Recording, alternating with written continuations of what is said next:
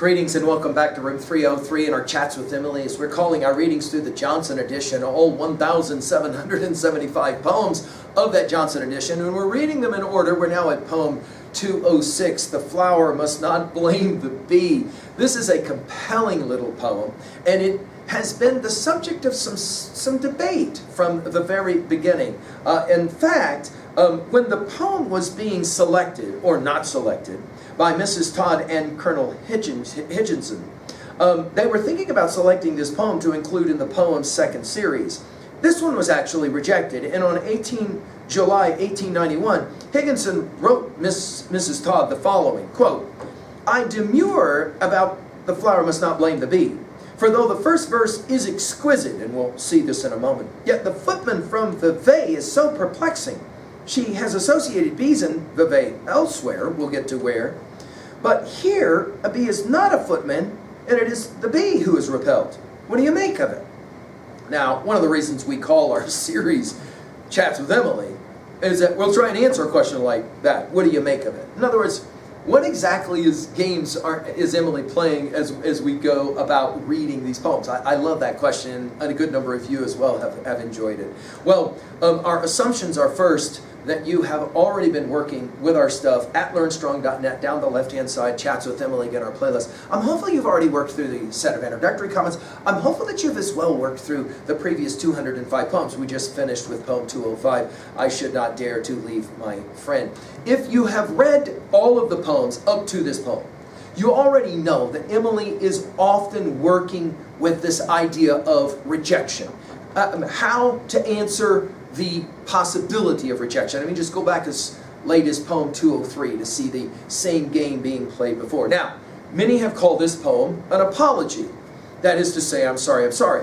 Others have called this poem an apology, as in Plato's apology of Socrates' last defense. We've given full lectures at learnstrong.net. In other words, a defense. In other words, Emily is not actually asking for to be, to say, I'm sorry, but clearly she's bugged somebody, and now she gives a very interesting word picture about a bee and a flower, and the way in which the bee can actually damage the flower if the bee returns to the flower too often. It goes like this. "The flower must not blame the bee that seeketh his felicity too often at her door, but teach the footman from Vevey, mistress is not at home to say to people anymore." By the way, notice the exclamation point at the end. Now, the syntax in the second stanza, I think, is what gave Higginson so much problem. And of course, we're so familiar. I mean, we forget this, that early readers of Emily's stuff did not have the advantage that we have, where we can look at all the range of these poems and see a certain kind of game playing that's happening here. I actually think that this is a poem possibly in reference to Sue and the way in which she keeps bugging Sue. Or Emily will do this through her letter writing to a number of folks, so it could be anybody. Notice her defense. "If I am bugging you too much," notice her defense. "The flower must not blame the bee." Well, obviously in this poem, Emily is the bee, and of course we've already seen Emily playing the game of a bee, and we will see it often as we go forward. "The flower must not blame the bee that seeketh his felicity." In 5 other poems, Emily will play this word of felicity. In other words, joy, happiness, right? Too often at her door. In other words, it isn't the bee's fault that the bee keeps coming back to the flower over and over again.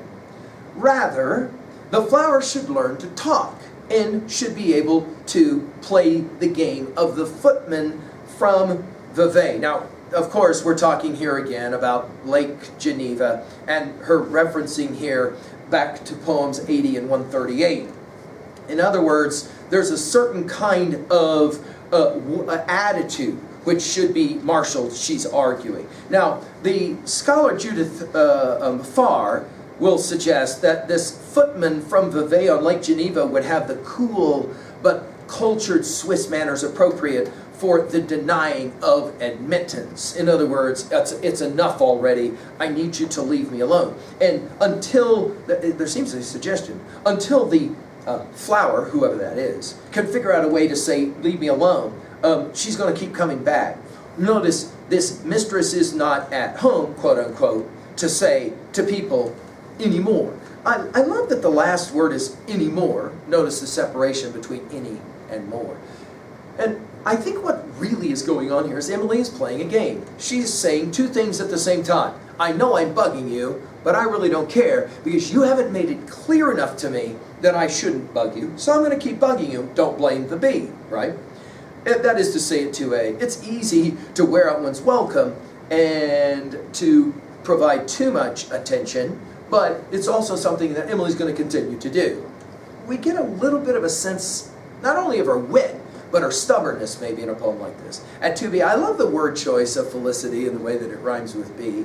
And of course, a referencing again to Vevey, and it's a cultured reference, right? You'd have to know what she's talking about. At 3a, well, we mentioned already poems 80 and 138, and in that game, I mean, go back and study those two poems, playing a very similar kind of game.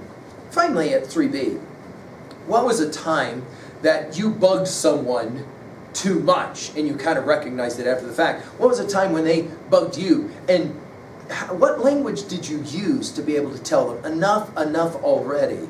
I'm hopeful that Emily is not bugging you too much. I know she's not me. Thank you.